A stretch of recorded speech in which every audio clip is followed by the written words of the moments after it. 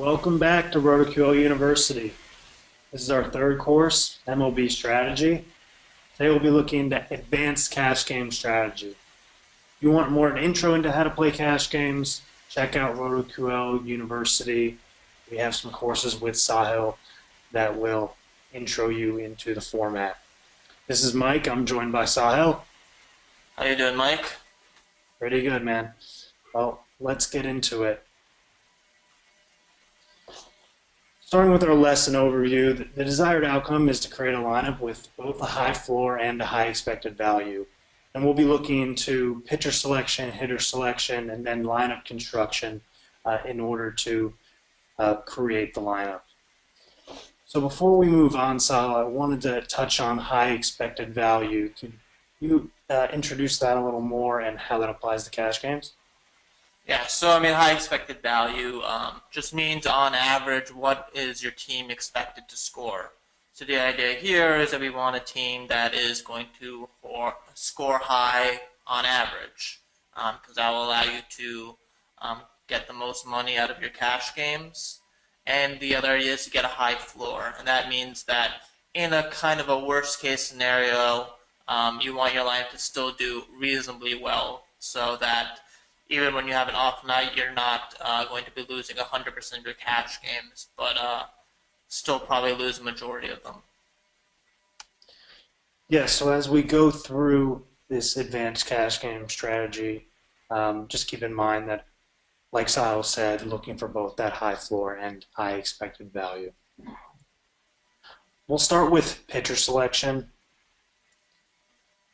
And looking at some key stats regarding pitchers, we're going to start with pitch count and innings pitched.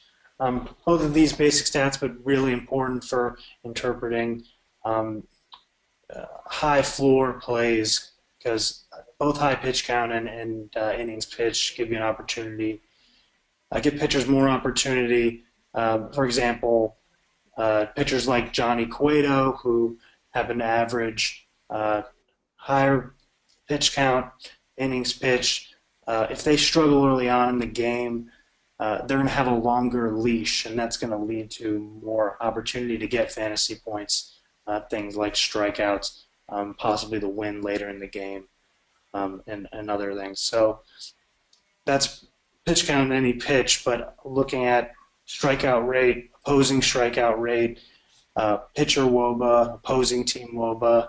Sal, why don't you talk a little more about these elements and how they factor into cash games? Yeah, sure. So strikeout rate is one of the most important things to look out. Strikeouts are one of the most consistent outcomes that a pitcher can have, and will obviously a big part of your fantasy score. One thing to look at is the strikeout rate for the handedness of the batters for the opposing rate. So do they strike out more against lefties if it's a lefty pitcher, and so on. And then the same thing with WOBA and opposing team WOBA. WOBA is weighted on base average. If you're not familiar with it, pretty much it gives you an idea of how well a pitcher is pitching. In terms of already giving up a lot of doubles, home runs, or just some singles.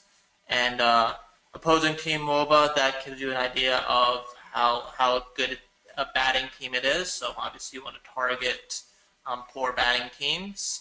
And again, we want to look at WOBA based on the handedness of the pitcher. So do they perform poorly against left-handed pitchers? And that's a situation you want to target. And then weather, that's another thing. You really want to avoid any situation where a pitcher might be influenced by weather. If a pitcher pitches 2 innings and there's a long rain delay, the batters will continue, but the pitcher will likely be subbed out, which is going to be pretty devastating to your lineups if you only get 2 innings pitched by a pitcher. So those are some key stats, but we also wanted to touch on Vegas data as well. It can be very useful as Vegas takes into account things like weather and ballpark, among other things. So some of the Vegas stats we wanted to point out: projected team win or the money line, expected runs against, which is shown in RotoQL through predicted runs in the games tab. And then also strikeout player props, which don't really get released until later in the day. That'll be close to when you have to start putting in lineups, but also a very good indicator. So, Sal, you want to talk about some of the Vegas data and how it can apply to building cash game lineups, specifically in this example, David Price, the Boston pitcher, going up against the Houston Astros. Yeah, so I mean, one thing you can see here, despite David Price's very high salary at 11-1, the money line is only minus 142. So that's going to tell you that the Red Sox have around 57% chance of winning the game. For that high price point, you're not going to see as much a high win probability for David Price as you may see some of the other top pitchers. And then you look at the projected runs, you're going to see that averaging over 4 runs per game.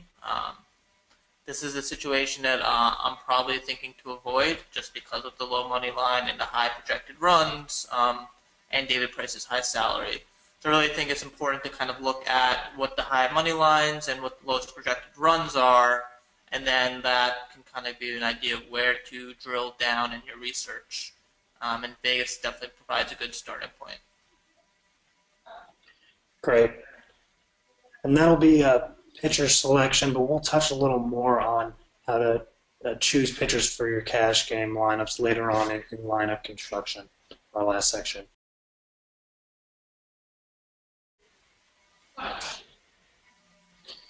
Moving now into hitter selection, we're going to start with some key stats when looking at hitters. Batting order, handedness, weather, ballpark factors, all these we're going to look a little more in depth later on. But I wanted to talk a little more about platoon players, Sahil. I know this is something that you like to key on for cash games. Can you talk about platoon players? Yeah, so those that aren't familiar, platoon players are players that are generally only going to be in the lineup when they're facing pitchers who are the opposite handedness as they bat. So a lefty batter against a righty pitcher and a righty batter against a lefty pitcher. So these players generally have very good splits, which is why they're in the lineup. And since they don't start every day, they're going to be pretty cheap salary. So they can be a very good source of value. But one thing you need to keep in mind is that they can have a tendency to get pinch hit for. Since they can't hit against the same handedness, if a bullpen player comes in, they're likely to be pinch hit for. The Tampa Bay Rays are generally pinch hit for their platoon players quite frequently, so you may only get 2 at-bats from your platoon player, which is going to limit your upside. Yeah, for sure. And looking at Vegas data in conjunction with some of these other stats to select hitters, some similar stats that we were looking at for pitcher selection, team expected runs, player props, but also the over-under here. Looking at games from now an offensive perspective, Sahil, how do you use Vegas data to build cash game lineups? Yeah, so I think that's similar to what we looked at in for pitchers, but you want to kind of look at which situations have the highest totals, highest predicted runs, because they're going to lead to more runs, RBIs, and hits. So I think then once you get that, you really want to drill in and figure out which player from these games you want to target.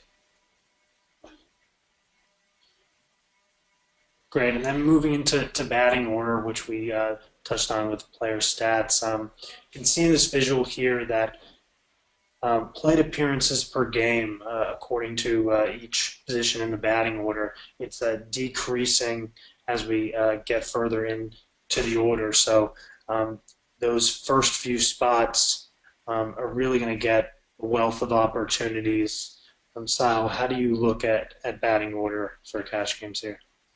Yeah, so I mean, more plate appearances are going to lead to more fantasy points. So really, I tend to avoid any players that are batting 7th, 8th, and 9th in the order. And then really target the top of the lineup. You'll see between ninth and first, you're going to lose just a difference of zero.9 at bats, which is a huge difference. And another thing to keep in mind is that players who are generally bat 7th, 8th, and ninth, but move to the top of the order, may be a very good source of value as well. Then looking at handedness, we're looking at average batting by split here over a 5-year period. And you can see that the hitting matchups from which they're facing a pitcher with the opposing hand, so lefties versus right-handed hitters versus left-handed pitchers, tend to be more favorable. So what do you take from this visual in looking Yes. at handedness Yes, I splits? think this is a very good rule of thumb to look at. So generally what you want to do is avoid lefty-lefty matchups. Obviously, that have the lowest batting average and WOBA there. And then target the lefty-righty and righty-lefty. And while this is a rule of thumb, I think you really need to look at what the splits are for each pitcher that your batter is going against and figure out if they're less extreme or more extreme, and then target your players accordingly.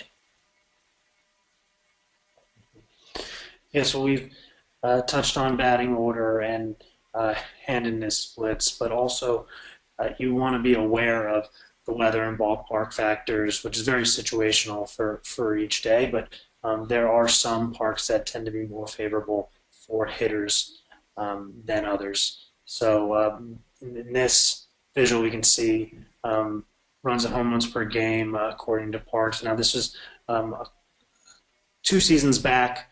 But you can see that Coors Field is leaps and bounds ahead of other parks in terms of average run production. So, what are you seeing from a fantasy perspective here that can help for cash games? Yeah, so I think one thing you want to do is avoid San Diego Petco Park. It's a beautiful park, but not a place where you want to pick hitters from. And same with Safeco, City Field. But also, you want to target Coors Field. It's 20% more almost than the average, or maybe even more. Um, More runs scored, more home runs than any other park. You have the altitude, you have the large dimensions, all combined to create a run scoring fiesta. So really you want to look at what Coors is doing, what are the matchups there first on any day that Coors is in play. They will have the highest salaries of any batters, but that's for good reason. And at this point, they tend to still be underpriced a little bit. So it's very important to keep in mind what the ballpark your hitter is targeting, although that will be somewhat priced into the Vegas data. Moving into lineup construction, our last section for advanced cash game strategy. So the key elements in looking at cash games, we're going to start with salary distribution and then move into stacking, late swap strategy specifically for DraftKings, and why using an optimizer is so important. Looking at salary distribution, this visual is based on DraftKings 50/50s, how lineups are allocated between batters and pitchers. The numbers being pretty similar, but Saha, what are sort of the main takeaways for salary distribution in cash games? How do you view it? Yeah, so I mean, pretty much just says since the salary is 50K, you're gonna spend. Most people spend around 18K, a little bit more on salary. But what you can see is that in cash and 50/50s, the salary of pitchers is a little bit higher. And the reason for that is that pitcher performance is going to be more consistent, and pitchers are going to be able to consistently put up that 20, 25, 30, 35 points at a much higher rate than hitters are. And that being said, consistency is going to be huge. in cash games, as we talked about before, with the high floor and high expected value. Yeah, definitely. And salary distribution between pitchers and hitters one thing, but focusing specifically on hitters. Now, stacking is something that usually gets associated with tournament lineups, but in baseball, it can be approached within cash games, and you can see that the probability of scoring 90 plus points when you're stacking 3 or 4 players, even 6 players, is 58% through 58% chance on DraftKings. Sal, what do you take from this, and how do you approach stacking with cash games? Yeah, so I mean, I think stacking, as you said, is definitely more effective in tournaments. But in certain situations, when you have a game in course or a game that has over 5 expected runs for a team, stacking can make sense. I think this is something that it's definitely not something you want to do every slate, but certain slates you want to do it. So again, as we talked about before, in a lot of these strategies, every slate is different, and you have to approach it in different ways. But yeah, stacking, you don't want to avoid it, but you don't want to always consider it, and it'll allow you to kind of get exposure to a good situation. So at the top of an order of a good hitting team may allow you to reduce some of your uh, variance in a really good spot in case that you know that some of them are going to go off, but you're not sure exactly with whom. Yeah, so transitioning from stacking to late swap. Now, this only applying to DraftKings, this visual, but it seems like there's a lot of more late swap happening for baseball. Sal, you want to talk about how you look at how you use late swap through baseball, and how can it apply differently for cash games than tournaments? Yeah, so I mean, swapping is very, very important if you really want to play at a high level. So pretty much you should be aware of what is going on in all your big contests. So if you have a large head-to-head, it's something you want to be monitoring. So if you both have the same pitcher left and both have the same salary, you're behind by 3 points. If you both have the same pitcher, you have a zero chance of winning. If you swap out to a similar price player who may be a little lower expectation, you may win 40% of the time, 45% of the time. So that's just free money if you're paying attention to these things. I know it's tough. A lot of people don't have time to do it, but if you're going to play on DraftKings, um, it's really important when you're playing at higher stakes or higher levels. And then even still, if your lineup's off to a really bad start and you know that um, Kershaw or somebody may be 60% owned, then maybe swapping to a Madison Bumgarner or a slightly lower tier who could easily outscore Kershaw, that's going to maybe allow you to cash in some 50-50s if Kershaw does. So it's something that is going to give you free equity if you're paying attention. And lastly, we definitely want to recommend using an optimizer, um, and using RotoQL is going to give you a better chance to win than using something like pen and paper or Excel, an all-in-one toolkit that's going to allow you to manage your lineups specifically for both cash games and tournaments. Sal, do you want to talk about the importance of an optimizer, and especially using multiple lineups? Yeah. So I mean, I think one thing good about RotoQL is it's going to be a lot faster than Excel, and then a lot of other optimizers out there. So that's good. And two, managing multiple lineups is good if you're going to play in a 50-50 with 3 or 4 teams, and you want to reduce your variance. Using multiple lineups is very important. But I mean, optimizer really is going to allow you to kind of combine some of the things we were talking about before. So um, salary allocation is going to be best served by using optimizer. And for those that aren't aware, I'm sure most of you are, but what an optimizer does is, given all the projections that you have, it's going to give you the team that has the highest expected value. So that's going to take out all the work of salary um, construction and stacking. It'll allow you to stack in situations that make sense. Um, if you look at this specific one we have on this slide, you can see that we have a couple players from the same team, two Milwaukee, two New York. So it kind of lets you stack in when it makes sense. And I personally use an optimizer for pretty much all I do, being able to manage lots of lineups. I really try to focus on who are the best players, who are the best picks, and then allow the optimizers to build my lineups for me.